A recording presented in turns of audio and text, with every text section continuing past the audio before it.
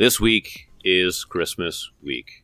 Merry Christmas to everybody, and then obviously New Year's is coming up too, so I hope you guys got some fun plans.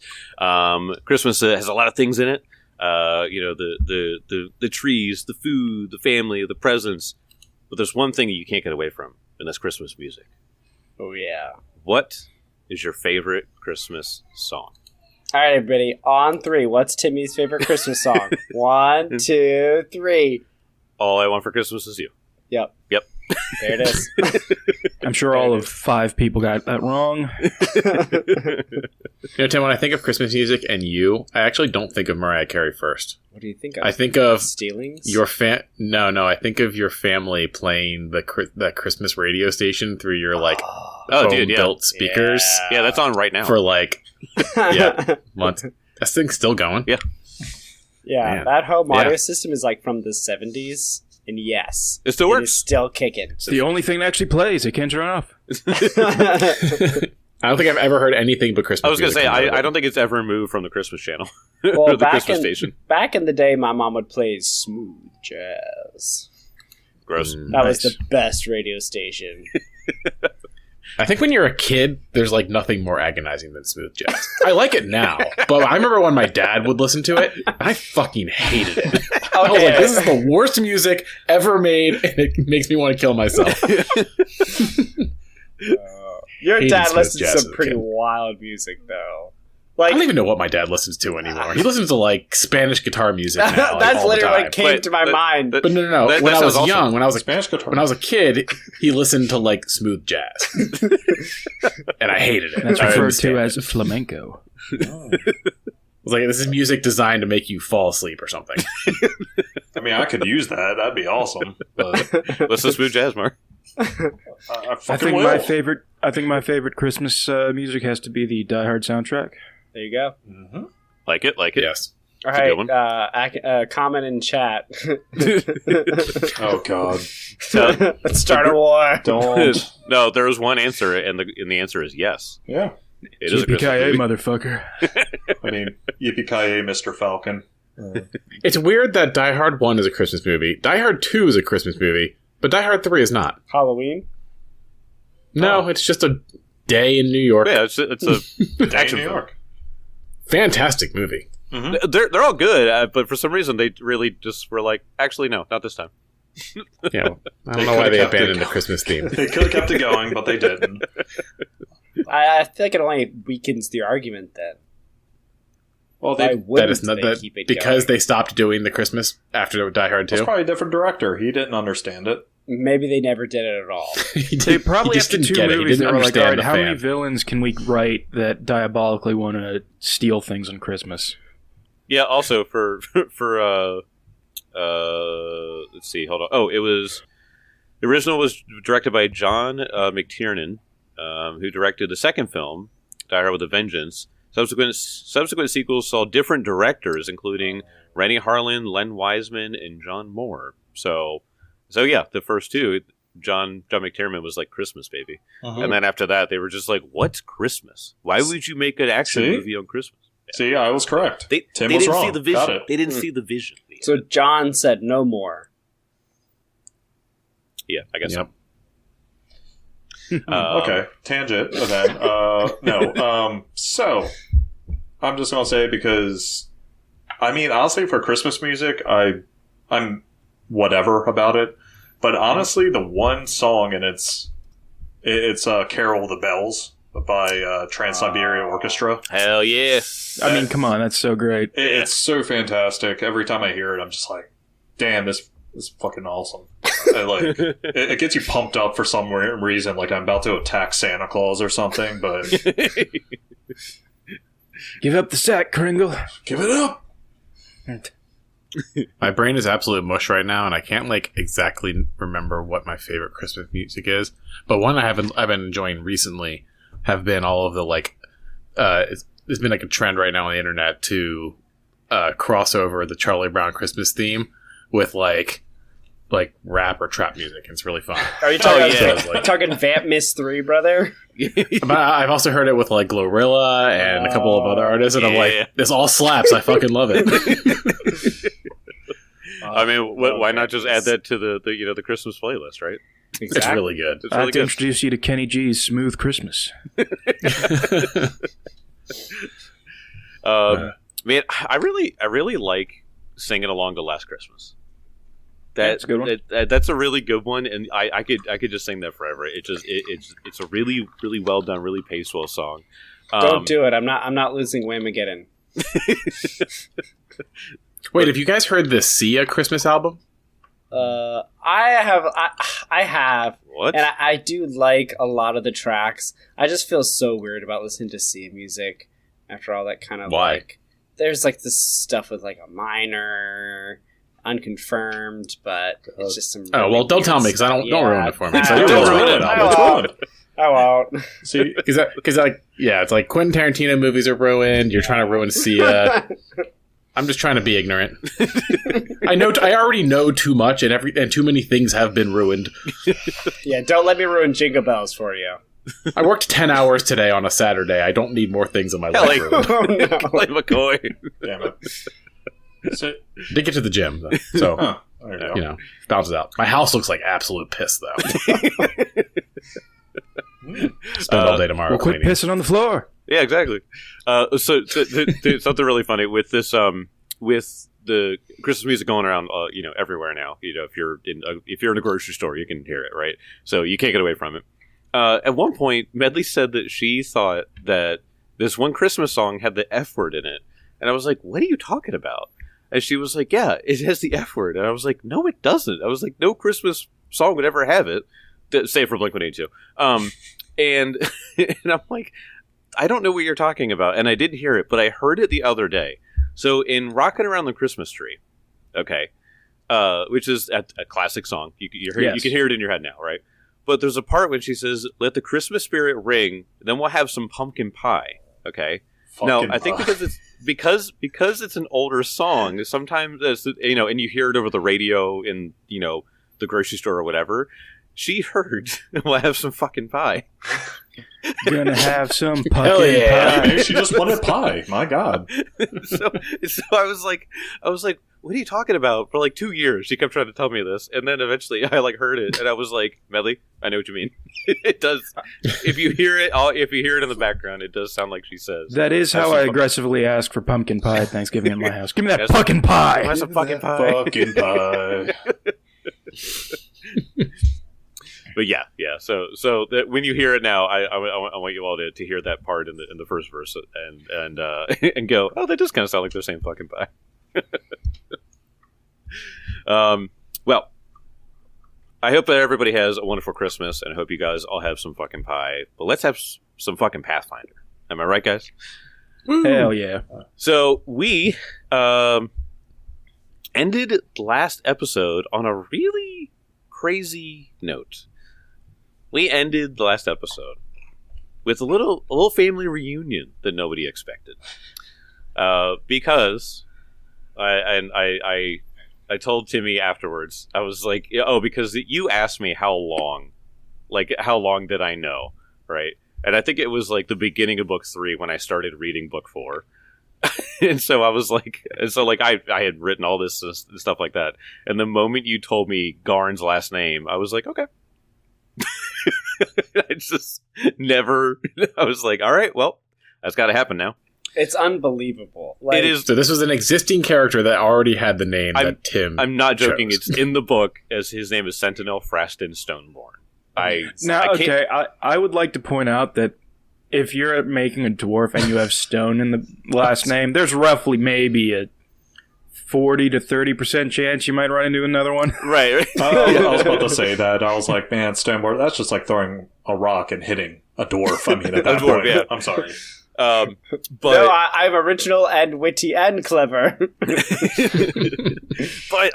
Stoneborn is a freaking cool name, and apparently the writers at Paizo thought so too. Mm-hmm. Hey, that's the angle we need to lean into. I just thought like a Paizo writer. Right, exactly. What can I say? There it is, yeah. My character's a white dude, and his name's John Smith. The only one ever. Who wrote this? Linda Sayas Palmer. So you're on that wavelength with Linda there, Tim. So you will be receiving a cease and desist. But I want to point out that the art that I found for this guy does in fact show him as a lumpy ass dwarf. Yeah. Awesome. So the lumpy body dwarves are apparently just a thing in the Stoneborn family. It's like a Fraggle. You've been telling us it was all battle wounds. Now you know the lie. Straight up the Cartman lie is big boned. Yeah, sure. Everyone was big boned in your Running family. from your lumpy heritage. But so we ended the last episode with Sentinel Fresh and Stoneborn complaining about being late to this council meeting and apologizing profusely, and then seeing Garn and going, "Gozen, what are you doing here?" I could say the same to you. He goes limping towards you because he's he's an older dwarf, and Yeah. he goes up and he grabs you by the shoulders and shakes you. How's the beard? Well, I got it a little straggled when I got captured by a cult, but it's I think it's evening out a little bit. Well, what has it been? 150, 200 years, maybe? I've been here. For he strokes his very long, scraggly beard. And it's been about that long.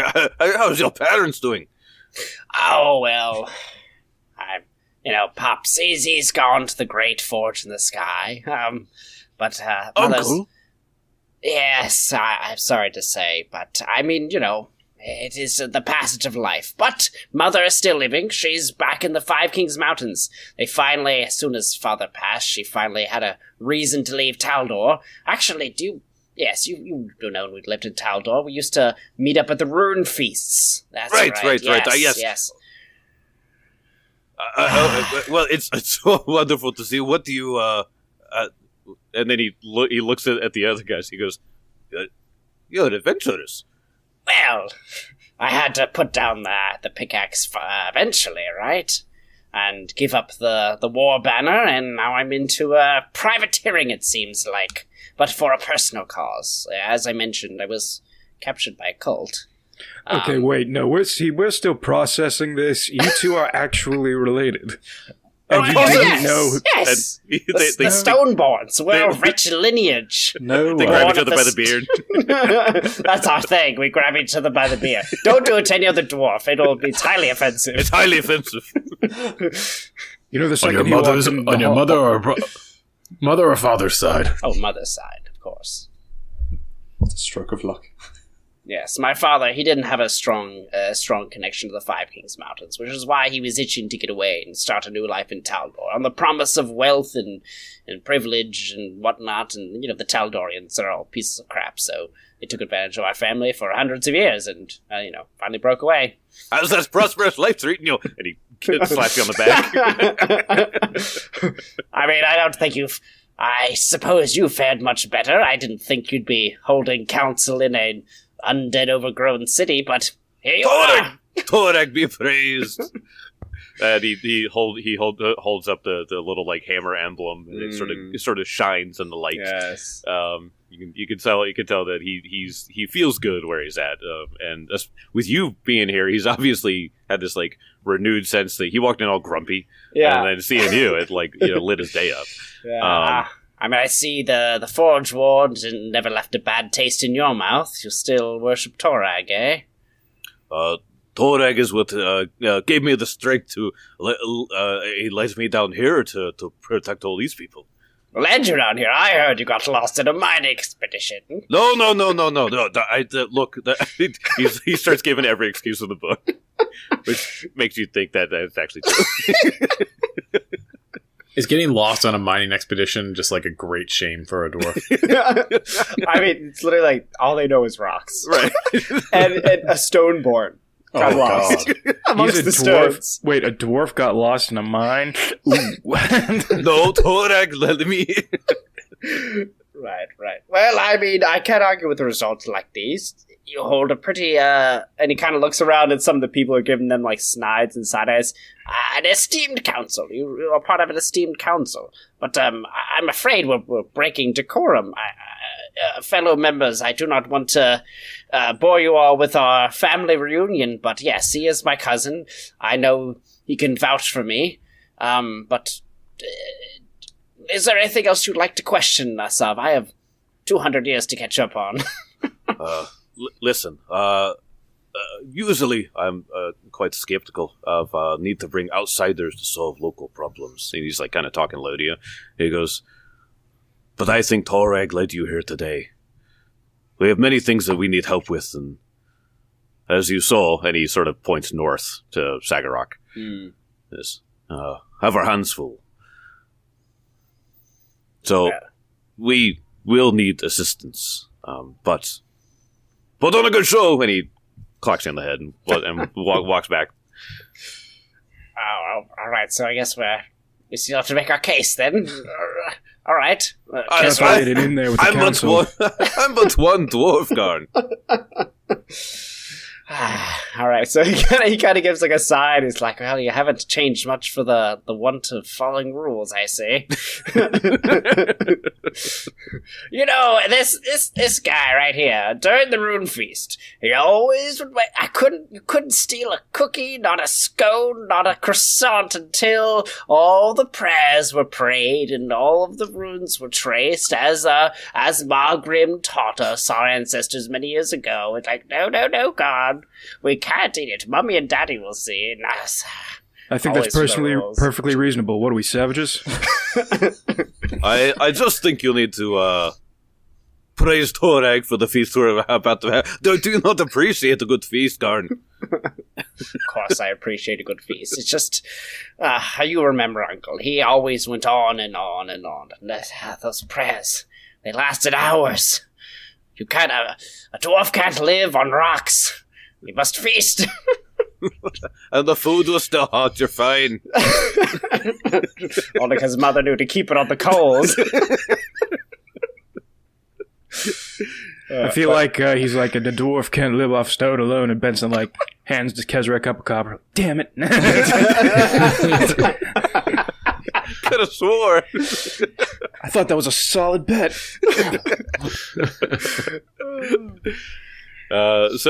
You can see with him here, a lot of them have sort of lowered their guard a little bit. Nice.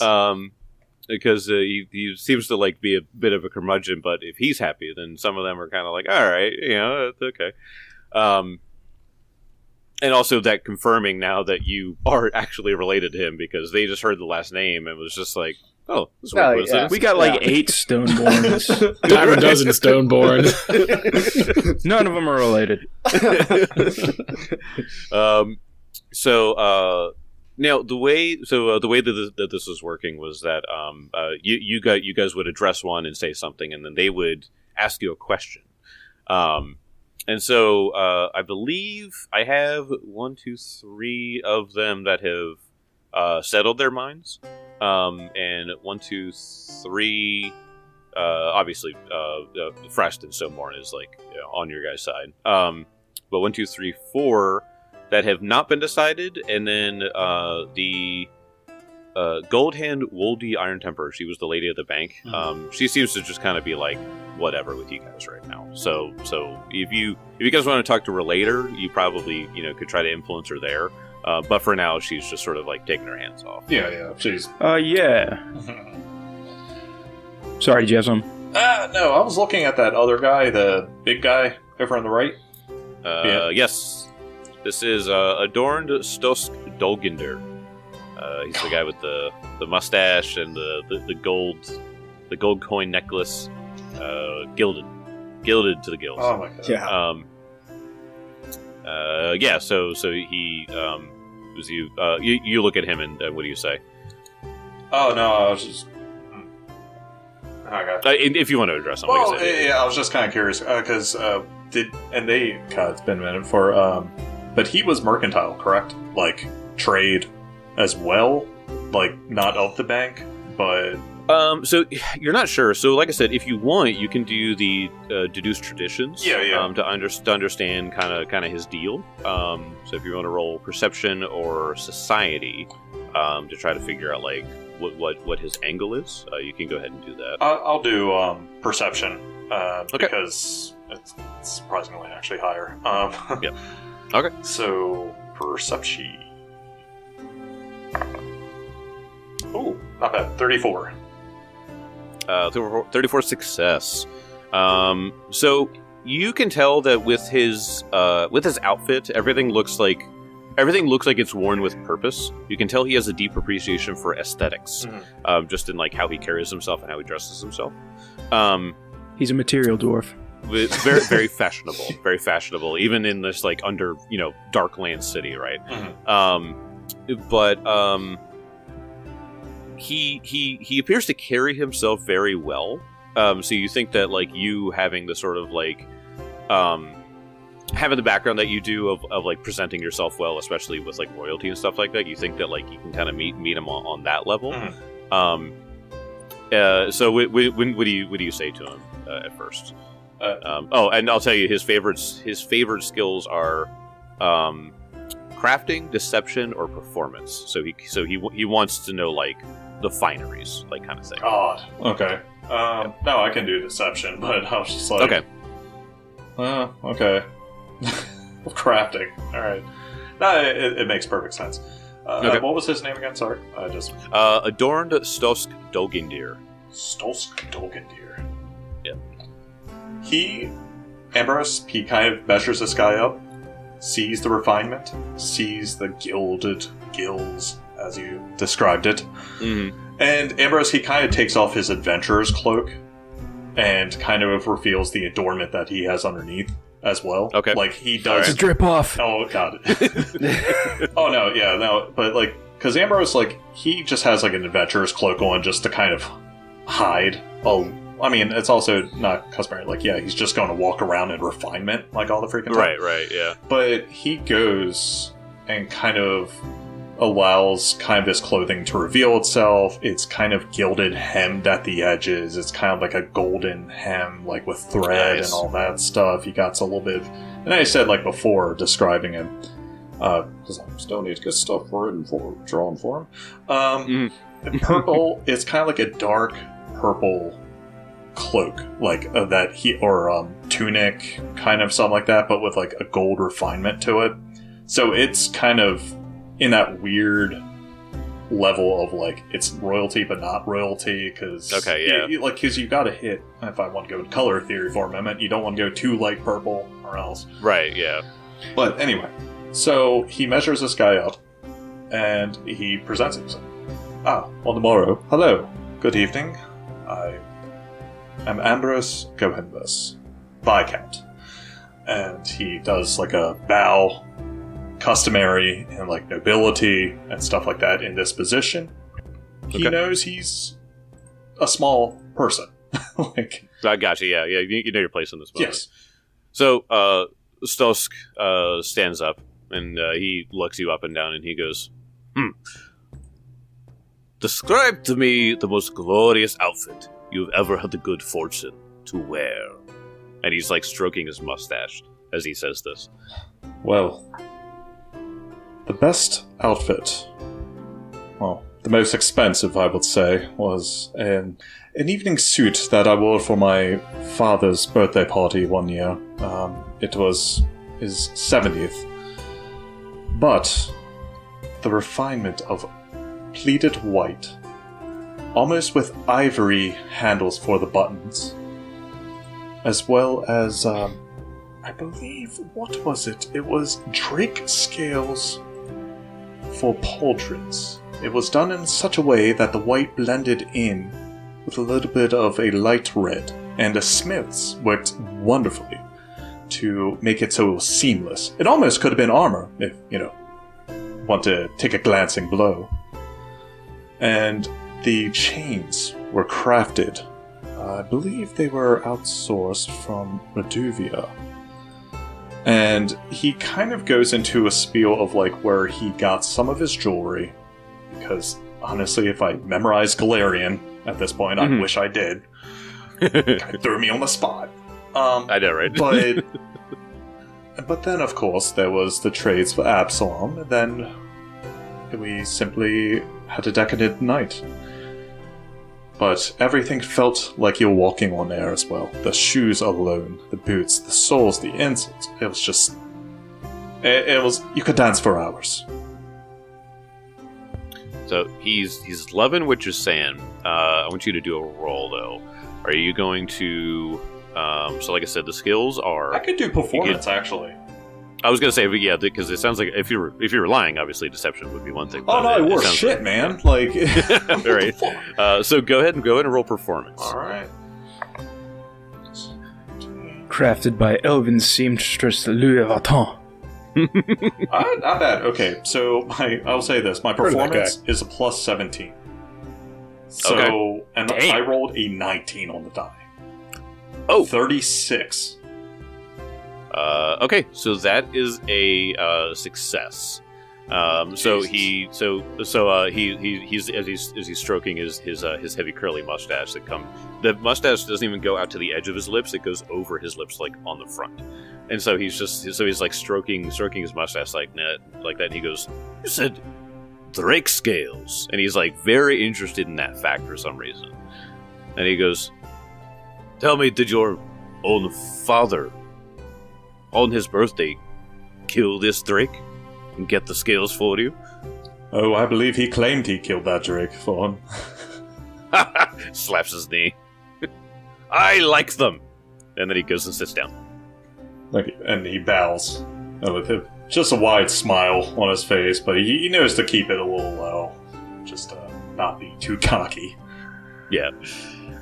So I will mark him as influenced. So next we have the three on the left side here. So there is Kelda Halrig, who is I think she's the what is he? Forge Master Kelda Halrig. So she introduced herself as the Anvilers Guild councilwoman. And then there's the Aljoiner Tora Garnus, who she looks like that. Mm-hmm. So she's definitely some kind of craftsman. And then there's Fortunate Halgara Cord, who she was the one that had the big old pipe and the dice. And she had some like nice leather armor on, but you can see her just like kind of fiddling with the dice in between her fingers. And she was laughing at when Kezer was talking, right? Oh, she loved the tea that you were smelling. Yeah, Mm-hmm. she was loving that. Yeah, I guess Kezer will gesture to her.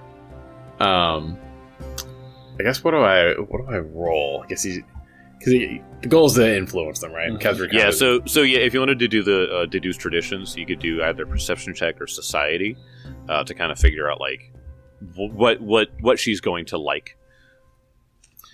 Yeah, I'm thinking Kezra's gonna look over to her and he's like, "Y'all aren't gonna throw us in prison. You look like you enjoy a good game of dice." And I guess I'll roll society. What was the other option? Society or lore or something? To deduce traditions, it would be perception check or society. And society is the easier one. I don't know if I said that, but society is an easier DC. Just because you're looking at like what they're wearing and stuff like that to kind of like understand stuff. Just on first impressions, I'm not sure who's more likely to have loaded dice in this situation. So yeah, go ahead and roll society. I'm going to roll perception because it's significantly better. Oh, okay, gotcha. All right. Fuck. 19. 19. So you kind of look up and down, and then you're like, she seems like the gambling type, but she seems like she's got like a strict code. So you are kind of like, all right, maybe I need to like, talk about like how like I need to have like a set of standards or something. So no way. Right, yeah. So like that's like the vibe that you're getting, and it maybe it's just because she's dressed well, and she's not like covered in like gaudiness. Like everything feels very like purposeful. That's kind of like the thing that you're getting there. So first off, what do you say to her, and then she will give you her query afterwards, and then I'll ask what you want to roll. Yeah, he invited her out to dice. Okay, gotcha. If they weren't going to be thrown in jail. Oh, gotcha. No, don't think we're gonna throw you in jail. One question. I do love a game of dice, but what's the funniest thing that's ever happened to you? Oh man, so many stories. You know, I was listening to that the conversation that Ambrose had with that guy over there. It reminded me of a funny story. When I was making my travels through Kadira, I came across a vacation home that was all closed up for the season. But it wasn't quite cold yet. It doesn't get that cold down in Kadira anyway. And I spent a month in that manor. No one ever showed up. Wearing all their fine clothes, drinking all their Sarrain wine. Greatest wine I've ever had. And then the family did show up. A caretaker, one of their cousins. You should have seen the look on his face when he unlocked that door and saw my sorry ass naked in our living room, drinking all their wine. Yeah, I spent a couple weeks in Kadiran prison over there, but I had a good kick out of it. She looks you up and down and goes, "You look like the kind of man that wants to be nude at all times." And she starts cackling at the idea of like you being found naked. So trust me, it happens all the time. There's a gentle clink as Benson's palm hits his forehead. So go ahead and or tell me what you want to roll. What skill you thinking here? I'll roll. For that story, can I roll? Fuck. I'll just roll performance. Okay. Telling a good story. Alright, that's a lot better. 34. 34. You did a non-favorable skill and you still got it, so good for you. So yeah, she just starts laughing. She's like, let these fools in. We'll handle any idiocy they decide to bring us. So she seems satisfied with your story and her influence now. On to the next person. So the last two here, which is Aljoiner Tora Garnus, who is the craftsman with the hammer. Looks like she's got like some kind of tools on her belt.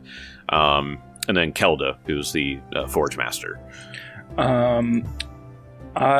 You said the forge master? Yeah, so forge master Kelda Hallrig. She was the one who sort of introduced herself. She looks like this. She's actually out of the book. I didn't find this art online anywhere. But yeah, so you can tell she's like kind of older. She's got some like gray hair, sort of wisped out. Dude, she got arms for days, though. My God. Yeah, those aren't. I mean, she crush a skull with those arms. Listen, there's a reason why so many people had the last name Smith. It's because their muscles were glistening with all the sweat. Made so many babies. But yeah, so I mean, yeah, she's got some sizable muscles. You can tell she's been around a minute. But she introduced herself as the Forge Master, so you already know her deal. What do you get? Yeah, go ahead. Benson will simply bow towards her. Benson's in a full suit of plate metal. Like, yeah. Everybody knows what he's about. Yep. Tell me, Forge Master, how are the stores of raw components for your wares and your craft? We do just fine down here. We live in constant fear, but Torag provides. Well, I want to know from you, in particular, because you seem that you would know this. How can metalwork better society as a whole? Metalwork... Now John has to think of this. God damn it. That's right. The players are playing today. Don't make us think. We're only here to fight. Show me all Metalwork can be the shining crown of a society's forehead, or it can be the teeth in its iron jaws. It can be beautiful, artistically made, or it could be made for a purpose, something simple. It is simply the vision that the craftsman gives it. There's a tear going down her face. It's beautiful and poetic. He goes, that's all I needed to hear. She sits down. I don't think that was bad for on the fly, guys. Right on, man. Right on, brother. Right on. So then the last one stands up. So this is the one that she's got darker skin tone than everybody else. You can tell that she's like I said, she's got some kind of craft. Big leather apron on, long hair. And she stands up as she's like the last one that's had the chance to talk here. And she's just kind of like, she looks inquisitive mostly. It's like, she's trying to suss you guys out really. And she looks at you and she goes, all right, you all are friends. Your best friend asks you for advice for the best home in which to raise a family.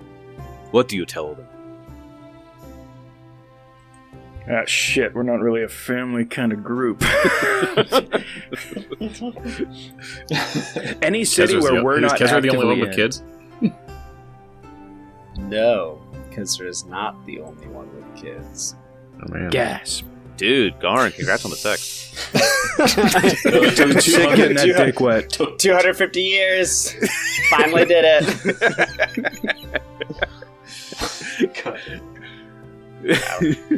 I think I can perhaps speak on this.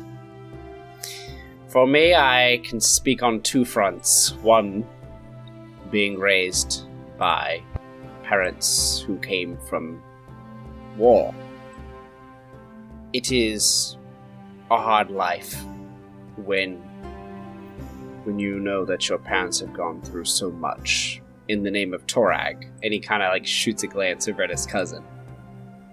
And for it all to come to naught. And then to entrust the future of your family with promised riches from another nation, only to discover that they only wanted you for your labor. So internalizing all of those experiences as I started my own family, it gave me perspective.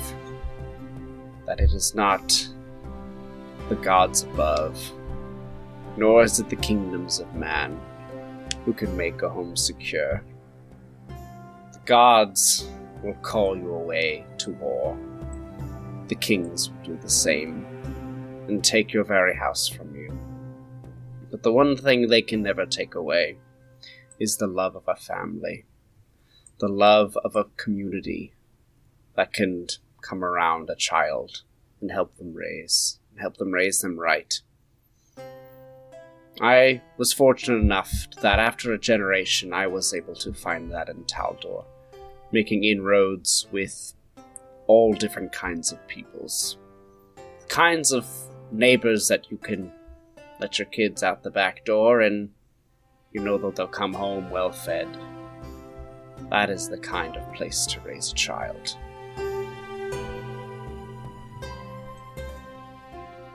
When you see like Garn is getting like really emotional as he like thinks about his family that he just got separated from.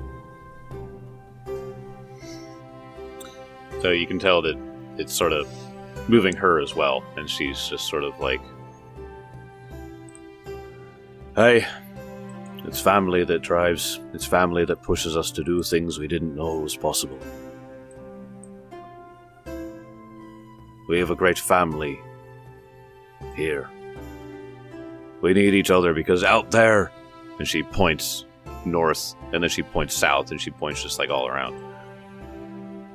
They just want to eat you. You're nothing but the next meal. But here we keep each other safe. That's the best thing a home can provide, is safety. These walls are safe, and I hope that you keep them that way. And she sits down.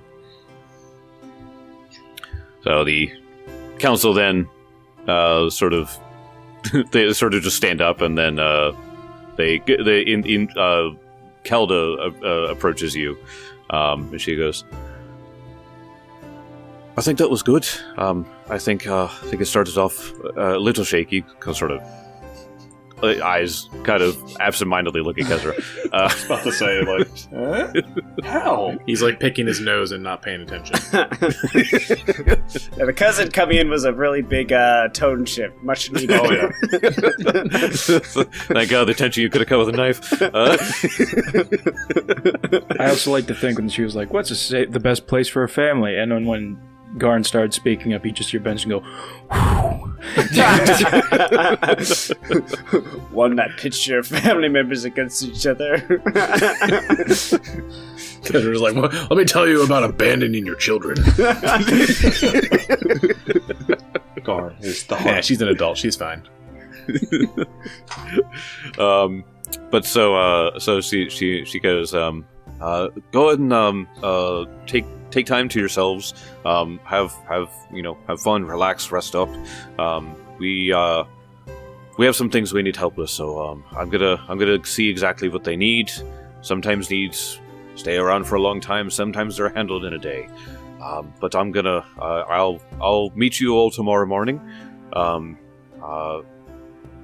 Have a good night. Where would be a good place for us to spend that night? Looking for a place to stay. Do you mind spending some coin, or would you prefer humble accommodations? Coin and alcohol. Nice. I don't want to have to travel far for drink. Yes, I wouldn't mind a bit of a softer bed tonight. We're like insanely rich. We're also just trying to imagine us coming in from the previous gauntlet of battles, and then we also have to talk to a council of dwarves. Right. We are barely holding on any mental strength right now. Yeah, I'm glad that Jake allowed me to participate in this, because I technically, by the book, cannot perform any exploration activities. I know. He's like, what about you? Because I am fatigued. What about you, Garn? To be fair, Fatigued. the book itself makes it out to be like the deduced traditions and the influence region have action. It's an encounter. I'm good. See, Right, exactly. So by the book, you're fine. All right, nerds in the Discord, stand down. I played this adventure. I can see them hovering over the keyboard. No! I'm on fantasynamegenerators.com. This episode brought to you by Black Oak Workshop, where dice are treasure. If you Dice need treasure. some dice and you need some treasure and you want those to be one and of the same thing, pick up Black Oak Workshop. It is past Advent, so you missed their adventure calendar this year by a long shot. However, never fear, they run sales. So what you can do is you can actually buy their adventure calendar on sale, save it for next year if you can manage. There it is. Mm-hmm. So, I'm getting a few here. The Moldy Rat. The Moldy Rat. We've already had one tavern with the name Nicest Rat tavern in town. The Moldy Rat. God, this place sucks! That's all we got. The Festering Mushroom. Oh. Mellow Mushroom's lesser known cousin. There's only 2 stabbings there a week. Oh my god, there is one literally called... Wait. Alright. So there is the Foaming Fire Tavern, the Swift Spade, or, let me see. I did get the moldy, but it's just the moldy cloth, but I was trying to make it dwarven. How about The Moldy Loincloth. Oh, the God. moldy loin? That's what it is. The moldy loincloth. Thanks, Tim. Yes. And it's the moldy loincloth. Come stay at the moldy loincloth. It won't burn when you pee. You won't get worms just by lying down. You can tell when you walk in, you're like, let me check this place out. It's just the fungus has gotten so bad. How come on the front side advertising it you have a D in cleanliness? Why are you advertising that? Because you used to be an E. It's an experience. An experience like none other. Everybody loves a dive tavern. When you can smell the stink from the street, you know you found a place to avoid. He goes, "You want a drink?" And he turns around to grab a mug, and you can see mushrooms growing out of his armpits. It's like, oh, what the fuck? The moldy loincloth. Don't drink the water. Let's go to that second one you said, the sexy spade or whatever.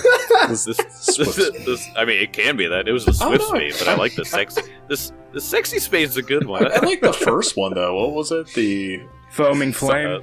The foaming fire tavern. Yeah. Oh, that's kind of cool. Sounds like the drinks are strong. Sure.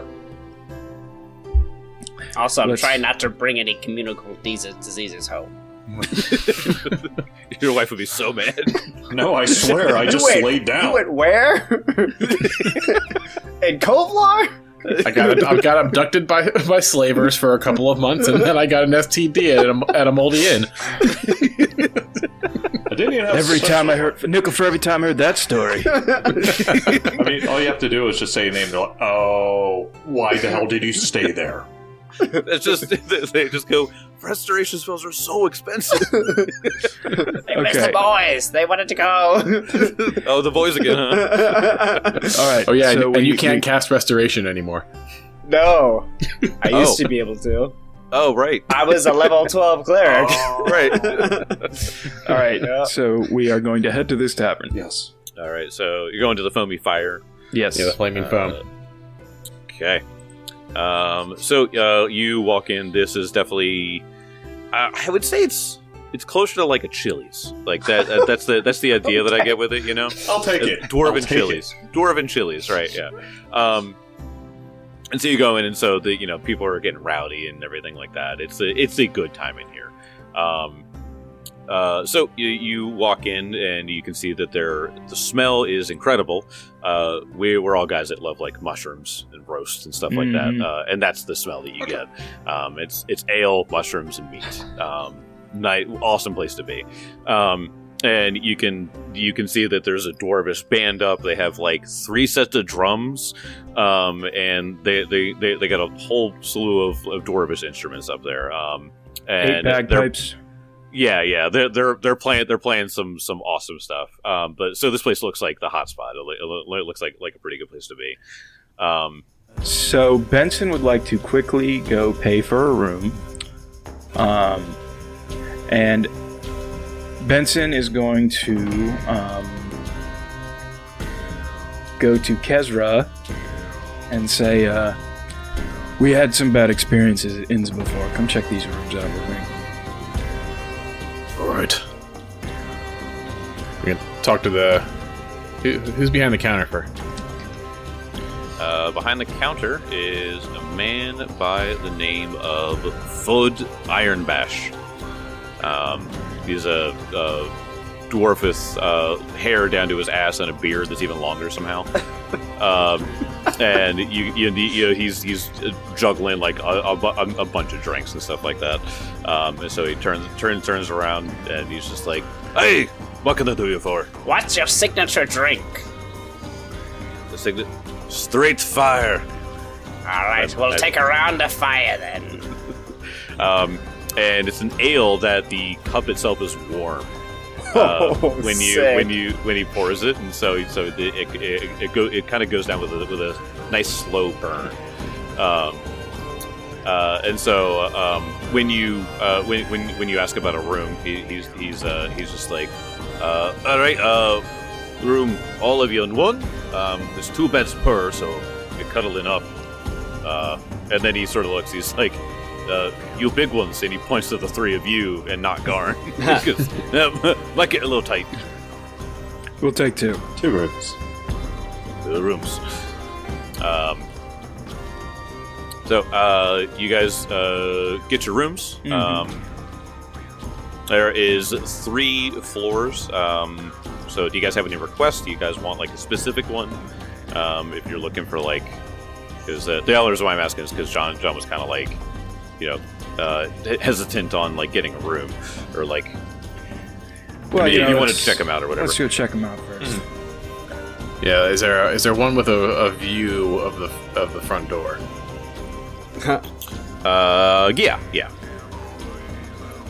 Yeah. So one of the rooms available is like right on the corner, so that way if you like kind of lean your head a little bit, you can see the front. Man, when I was like switching into Grimshaw for a second, I was like, first level, fire rises. I was thinking about fall height, but yeah. See, I was like, why are you checking? I was like, oh yeah, I completely forgot about that entire encounter, actually. Okay, does Kezra come with Benson and check a room out? Yep, by the time we get up to the room, he's already finished one of his straight fires, and he's got another one halfway down. Okay, Benson is going to close the door, look around. Just looks like a regular room, I imagine. Yeah, it's your typical room. It's maybe sized differently because there's a lot of dwarves in here, but they do have adventurers. So obviously, there's like, I imagine there's like like the leaf of a table to like extend it. Thinking, yeah, they got that for the for the bits. Like leg extenders or something like that, right? Yeah. But yeah, it's your ideal room. Yeah. Okay, so Benson is gonna turn to Kezra and go, I think we should talk about the meeting we had with the council today. Oh yeah. What a waste of time that was. And Benson punches him in the face as hard as he can. What the hell was that for? This seems to be the only thing you respect, and he hits him again. Oh god damn it. He thinks about tackling him, and then he's just like, maybe I deserve that.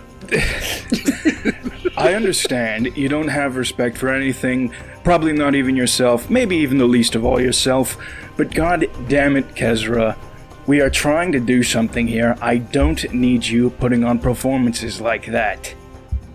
Just... those rooms get stuffy whenever I'm in front of a bunch of people analyzing me. The room was stuffy. Is that what caused you to threaten them to start a illegal gambling pit in their city? I'm just saying that's what I would do. It was a hypothetical question. If I did it. If I did it, my Kezra neighbor shot. If I did it. All I'm saying is you don't have to have respect for me or yourself, but have some respect for the other people we're traveling with, because they need people like us who have been doing this longer, have been in this group longer, and they need people to look up to. I'm not asking for much, Kezra. I just need some help. He hits him again. Oh god! What the fuck? Heals him and leaves. That's so jarring, you realize that? Kezra just standing in the room, sits on the bed with his down to his fire water, washes, rubs the blood off of his face. And he just kind of chuckles, and then waits a few moments, and he gets back. He's like, "I'm empty." And he takes 2 cups, and he goes down for more straight fire. I love how his face is probably perfectly healed, but there's probably like blood all over it. Yeah, what the fuck happened to this guy? Oh my god. It was the Gug, I swear. So Guard and Ambrose are checking out the other room. Yeah. Yes. I guess this is what they do. Had bad experience in this room, I suppose. I mean, there's nothing wrong with this room. Then It's perfectly fine to me. yes, I've slept in worse. Oh yes. The slave pits were awful. Oh, my apologies on that. Oh, did they not tell you where they picked me up? Oh no, I really haven't heard much about. Right, the slavery. Right. Well, that took a turn. Well, as you heard in the meeting, I hail from Talgor, my parents from the Five Kings, and it was like a flash in the night. The Scarlet Triad was upon our small town, raided, pillaged. They took the strongest of us, which is why they took me, obviously, and I don't know what happened to my family. We were separated. I was dragged halfway across Galarian and drugged, so I didn't even know what direction, north, south, east, west. They found me. I was captive. What was the name of that mine? The quarry. Yeah, it was a quarry. Oh my gosh. It was so long ago. It was so long ago. Look at my I think it was called notes. Foxconn or something like that. The quarry south of Gintargo. Yeah, South- Summer Shade Quarry. Yeah, that's what it was. Yep. It was a quarry south of Kintargo, Summer Shade Quarry, long abandoned, where the Scarlet Triad took up shop. They were trying to expand their empire, their reach from that point. I don't quite know what our final destination was, whether to work mines or travel somewhere else, but thankfully I did not find out. Benson, Kezra, an elf named Elfwood. And right as I breached my prison, a knight by the name of Grimshaw was slain before my eyes. And he holds up like the Morning Star. This was his. He kind of looks at it a little oddly. It looked much different when I picked it up. And I am much different after picking it up. But that is how I threw in my lot with them. I don't suppose, what got you mixed up, huh? Well, at first, and he sits down on one bed, just kind of as we're discussing this, talking and stuff.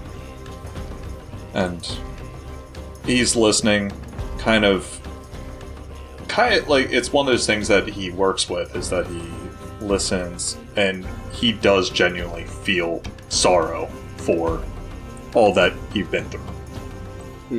It's like, my friend, I'm so sorry. And he starts speaking in Dorvish to see if it makes it more comfortable, for the mother tongue, basically. And I was like, well, for me, I actively was out of the adventuring game for most of my life. I actually hail from Chiliax, near a place called Longacre. And I was part of a house, the House of Goenves. Nobility, yes. Yes, nobility, and he just kind of throws his hands up, like, whatever that's worth at this point. But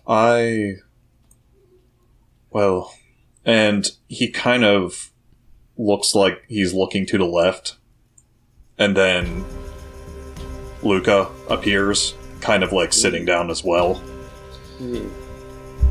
We've had encounters with the Scarlet Triad.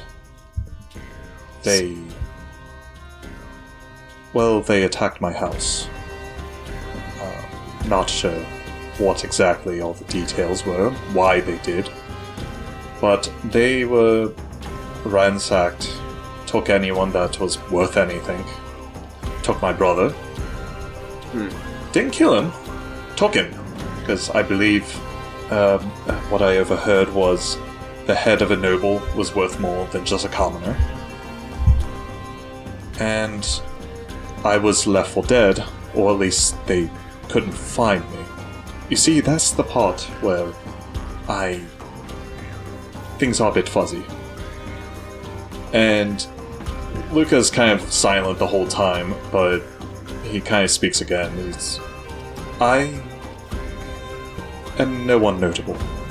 I was not exactly my father's favorite child, and was simply planning on running away, to be honest with you. I like performing. I like to enjoy carousing. I enjoy all of that. And so I was going to leave my brother in state of things. But when they attacked, it kind of set things off. And when they attacked, it caused the death of my dear friend, my god. And I did something quite foolish. Attempted a ritual I was inexperienced with. And it's kind of first because Karn kind of laid himself out for him, that he kind of like undoes part of his like a belt around his waist and lifts up his shirt, and you just see like this scar, like, and there's just runes coming up along and just disappearing. Whoa. I made a deal, I suppose. If the spell went wrong, to be honest, I'm not sure, and I'm looking for answers on that. But as I draw breath, I'm still looking for my brother. And looking to simply extinguish any Potter Scholar Triad. And at the end of it all, I hope to bring him peace. So I'm trying to also find someone to help cut the cord, so to speak. Because I do not want him living amongst the world any longer than he needs to be. I feel like this is borrowed time. Bonded soul, a lost brother, a slain family. The destruction that the Scarlet Triad leaves in its wake. It's insurmountable. You know, the crazy thing about it is every so often I will hear things. The creatures I summoned, I talk to them. And the more I travel, the more I hear. Thing is, I don't know what the extent will be, and what I'm actually reaching sometimes. And, of course, you can't do it now because you're out of spell slots. But so far, all I've summoned were creatures I encountered that were willing to set their lot up with me. And if you remember in the worm fight, there was a skeleton he summoned. Yeah. Some of my old family.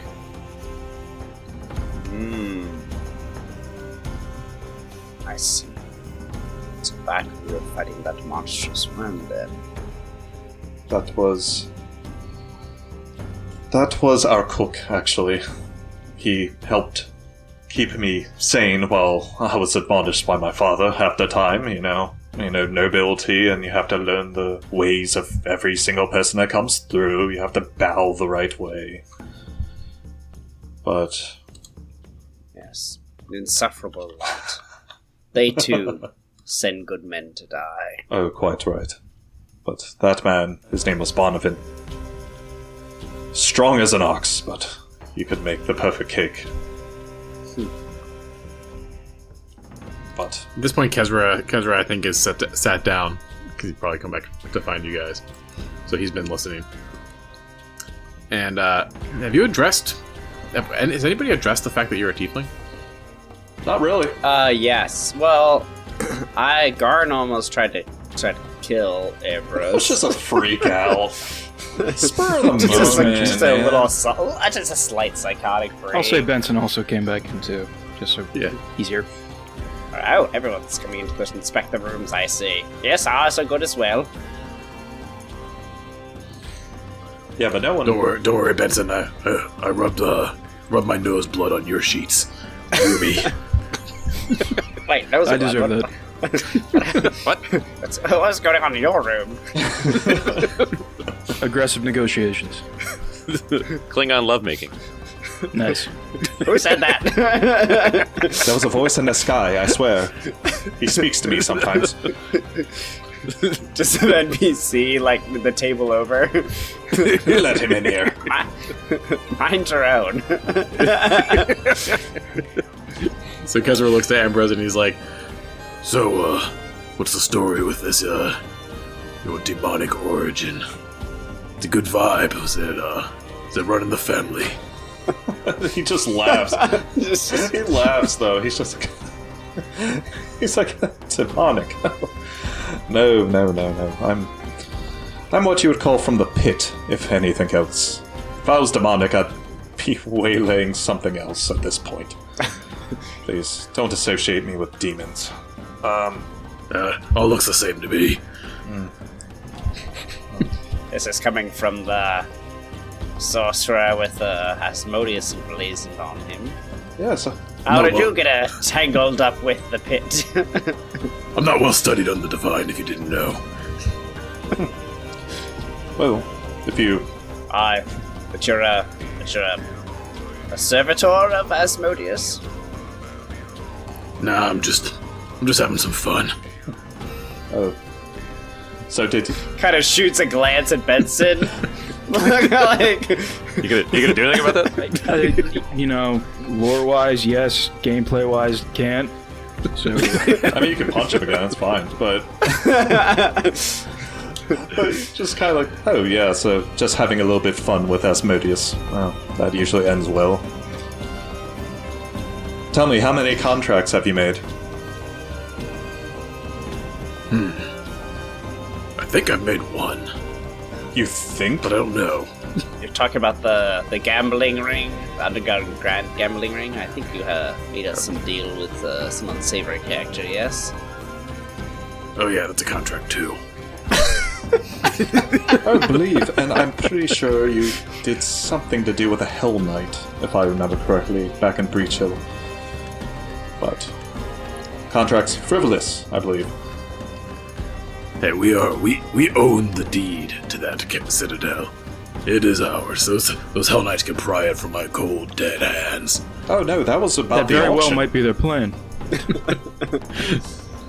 But if you must know, I don't know, to be honest with you. My father blames my mother sometimes, but at a certain point in time, you really do not know where certain things come from. Yeah, I hear that.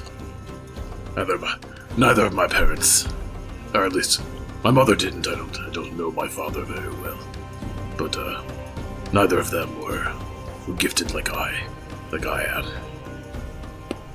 But neither of them are very proud of me either. The sorcery runs in the blood, does it not? Yes, but didn't seem to skip them. Skip the generation or two. That happens. Or hell, maybe I don't even know my real father. I don't know. Well, depending, actually. I'm just trying to remember. You turned into a dragon, right? In one of the fights? Yeah, like dragon wings, I know for sure. No, I didn't turn it. Dragon I didn't use dragon form in front of Ambrose. Oh, okay. I used No, my not yet, not wings. He used it in front of Garn, Did I- but did I- he hasn't done it since. Oh, okay. Right. Yeah, because it was just... Yeah. Whoa. So tell me, maybe perhaps your father was more of a dragon than anything else?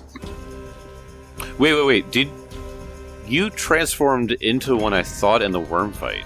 That's Maybe. You're right. Yes, I did use dragon Okay, form. so you have. Okay, Then yes. that's why I was just trying Yeah. to... I was like, I could have sworn, but, you know, time is a frivolous thing sometimes. Yeah. But yes, so maybe somewhere down the line you have a dragon parentage. Yeah, I must. Sure, my draconic ancestor would be very proud of me. Downs another straight fire, pours all over him. Quite sure. All the dragons that I've met. Well, they certainly have never acted like someone like you. What a piece of shit. Basically. Hey, I've earned my my reputation at this point. I wear it with a badge of honor. This guy over here hates it. He's pointing at Benson. Don't know why I don't know why he's still tagging along with me.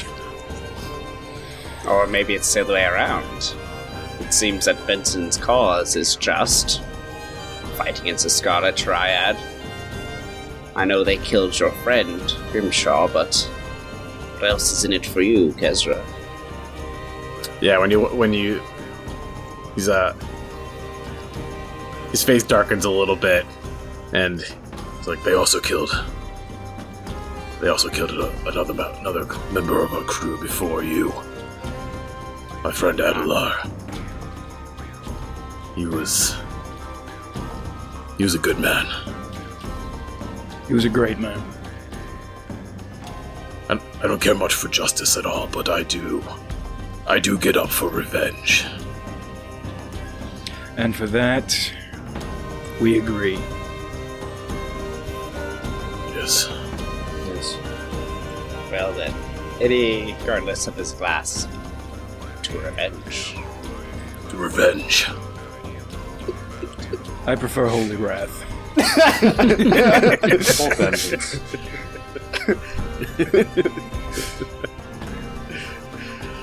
So the party is still continuing. You guys keep talking. There's like a certain point when like dwarves are like messing with each other and having fun, and like some adventurers come in and they start chiding them like they chided you. There's like a certain point when you're like when one of you is like up getting drinks and you feel like a tap on your shoulder and you turn around, it's just 3 dwarves just like flashing you with their kilts. It's just like, oh my god, what the fuck? Solar flare, god. They like laugh. Garn completely unfazed. He's like, you see it once, you see it 1,200 times. I can barely see it through the beards anyway.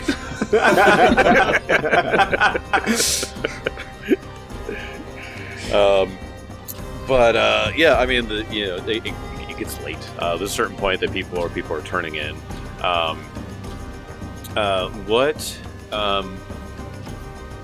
When you guys start to turn in, actually, there is one guy that's kind of been sitting there, and you probably noticed him at some point, but he is just tired.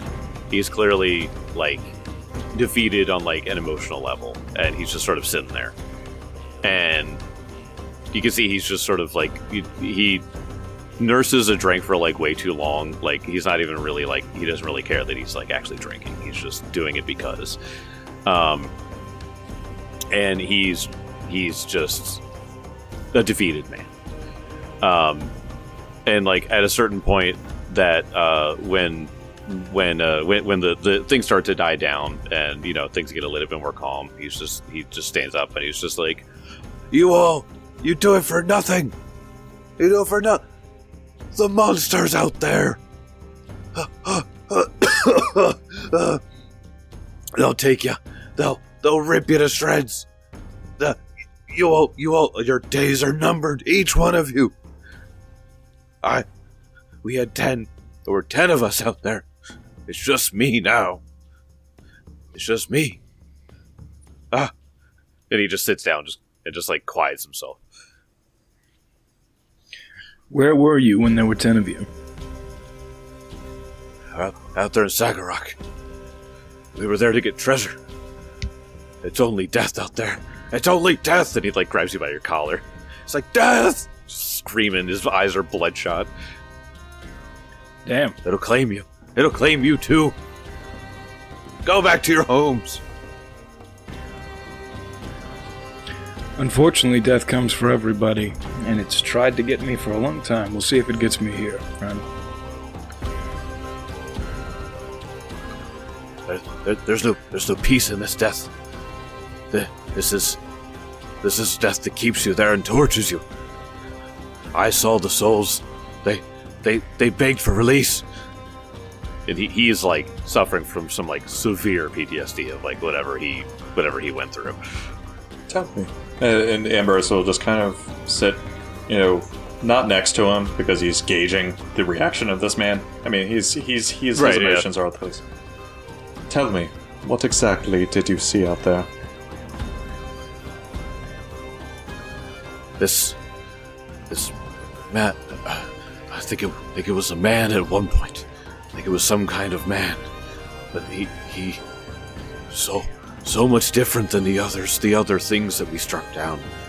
The other things we struck down, but they were easy. Even if they rose again, our swords still did the work.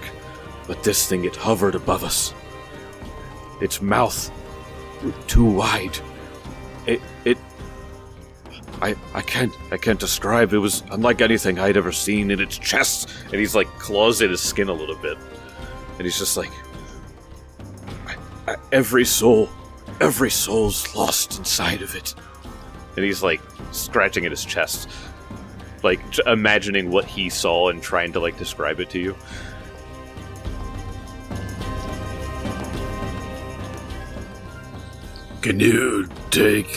You can take us there in the morning? Kevor's like almost asleep.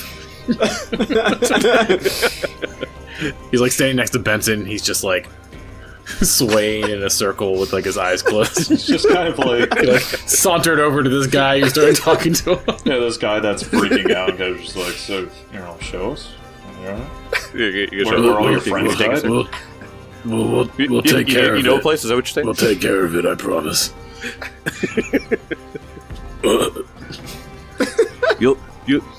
You'll be dead, and he shoves you and you just fall over. He's asleep before he hits the ground. Oh no, there was a stool there. Oh, he cracked his neck. No. No, baby, no.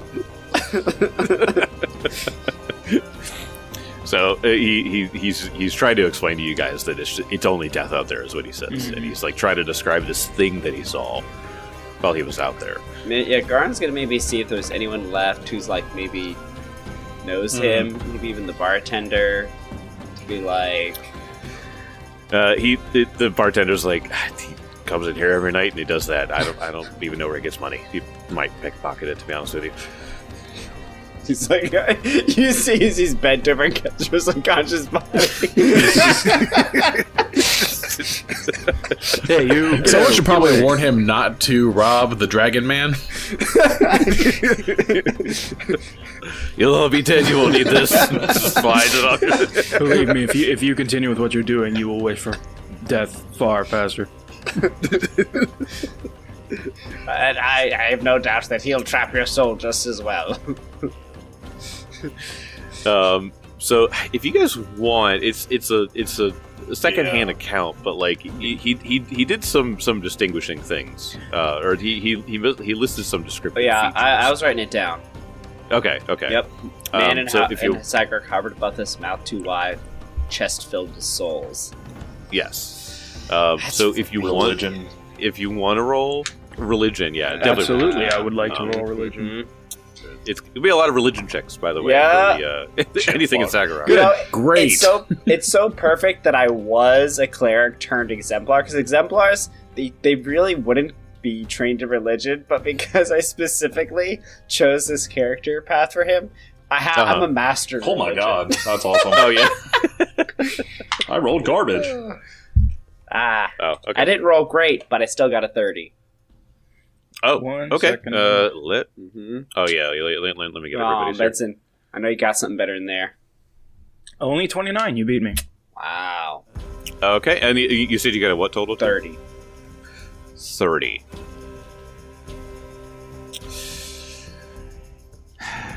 So, I can't give you stuff because it's a little bit harder to place. Yeah. Because here's the thing, you hit the DC, but because it's like him telling you about it, Yeah. you're like not quite sure. Yeah. So I'll give you this. You've heard of a thing that is known by many names, but it's people just sort of call it a devourer, and it has this sort of like mythical undead, like legend to it. Yeah. And they talk about how like it floats around, so it flies, and how it does seem to have this roiling mass of souls in its chest. But that's all that you really get out of it, and it's like it's one of those things that it's like you've heard so little of it Yeah. that it must be that powerful that nobody really survives. Right. Like that's the vibe you're getting Right. from. So that's why you don't get much details, is because you're like, whoever I have heard this from, down the grapevine, like it must have been like a person that barely survived and just ran away. Right. Like they didn't really fight it. That's sort of the thing. That's what you're getting out of this. Wow. Well, let's pray to Groll that we don't come across it. But if we do, we'll try to slay it. We will slay Yes. it. Giveaway code alert. By this point, you probably realize we have a bit of a theme. So to switch it up, the giveaway code today is Die Hard. Head on over to the Discord, message one of the DPS members the giveaway code Die Hard. So this guy eventually just sort of walks outside, and then you see him just like in the horse trough. Does he still have his pants on? This guy? Yeah, he's not Kezra sloppy, alright? You guys look down. Kezra's still where he's laying, but somehow has no pants on. Yes! When did he do it? I swear to God, that's more impressive than his magic. did he not just have his pants on? Where did they go? There's some things you just can't question. Mystery man. of a sorcerer. I look at Benson, I'm like, you have the look of someone who's seen this many, many times. You get used to it. Oh. Well, he is your bunkmate, so I will leave him to you. Start dragging him by the feet. Hitting every step. Someone grab my pants. I thought they were runes, so they, like, returned to you. Returning We back. you look do through his invest in pants. pants are returning. You cannot find his pants. They're just gone. You have no idea. You have no idea where they went. Trust me, he will have them when he wakes up. Benson, can I borrow some pants? I've used all mine. I've used disposable pants. Is that what the You know, that makes more sense. He just discards pants. Yep. I Another throw pair. him on a bed.